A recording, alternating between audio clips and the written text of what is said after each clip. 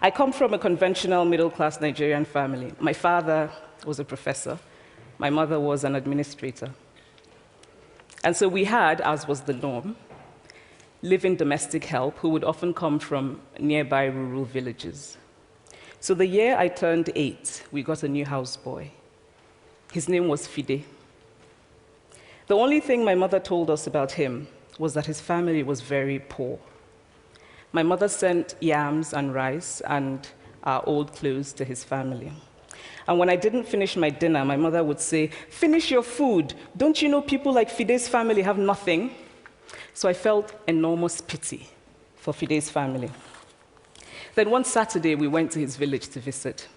And his mother showed us a beautifully patterned basket made of dyed raffia that his brother had made. I was startled. It had not occurred to me that anybody in his family could actually make something. All I had heard about them was how poor they were, so that it had become impossible for me to see them as anything else but poor. Their poverty was my single story of them. Years later, I thought about this when I left Nigeria to go to university in the United States. I was 19.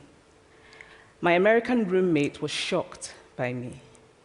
She asked where I had learned to speak English so well and was confused when I said that Nigeria happened to have English as its official language. She asked if she could listen to what she called my tribal music and was consequently very disappointed when I produced my tape of Mariah Carey. She assumed that I did not know how to use a stove. What struck me was this: she had felt sorry for me even before she saw me. Her default position toward me, as an African, was a kind of patronizing, well-meaning pity.